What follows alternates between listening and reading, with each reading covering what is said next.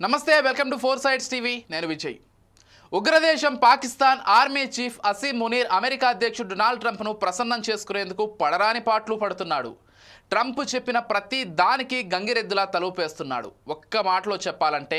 బానిస మాదిరిగా మారిపోయాడనే విమర్శలు వినిపిస్తున్నాయి స్వదేశంలోనే ఆయనపై అక్కడ విపక్ష నేతలు సెటైర్లు వేస్తున్నారు పాక్లో నెలకొన్న అనిశ్చితిని తనకు అడ్వాంటేజ్గా చేసుకోవాలని ప్రయత్నిస్తున్నాడు మునీర్ అందుకు ఆయనకు అమెరికా సహాయ సహకారాలు కావాలి ఈ క్రమంలోనే ఇప్పటికే పలుమార్లు ట్రంప్తో భేటీ అయిన మునీర్ పాక్లో పాలనా పగ్గాల విషయంపై చర్చించినట్లు తెలుస్తోంది అందుకే ట్రంప్ ఏది కోరితే అది ఇచ్చేందుకు అసీం మునీర్ వెనకాడడం లేదని పాక్లోనే పెద్ద ఎత్తున చర్చించుకుంటున్నారు ఇటీవల పాక్ ప్రధాని Shehbaz Sharif army chief Munir white house లో డొనాల్డ్ ట్రంప్ వైట్లో భేటీ అయ్యారు ఆ సమయంలో మునీర్ మాత్రం అమెరికా అధ్యక్షుడికి ఓ చెక్కపెట్టెను గిఫ్ట్ గా అందించాడు ఆ చెక్కపెట్టెలో అరుదైన ఖనిజాలు ఉన్నాయని శ్వేతసౌధం ఒక ఫోటోను విడుదల చేసింది ఆ ఫోటోలో అమెరికా అధ్యక్షుడు ట్రంప్ కు Pak army chief Munir explain చేస్తున్నట్లుగా కనిపించింది మరి పాకిస్తాన్లోని అరుదైన ఖనిజాల గురించి వివరించడమో ఇక దీంతో మునీర్ ఫోటోలపై విపక్షాలు తీవ్ర విమర్శలు చేస్తున్నాయి ఆర్మీ చీఫ్ అసీం మునీర్ పాక్ ఖనిజాలను బ్రీఫ్ కేసులో పెట్టుకుని తిరుగుతున్నారని ఆరోపణలు చేస్తున్నారు పాక్ ఆర్మీ చీఫ్ సంగతి ఏమో గానీ ఒక సేల్స్ మ్యాన్ లా సప్లై చేస్తున్నారని తీవ్ర స్థాయిలో ఆరోపిస్తున్నారు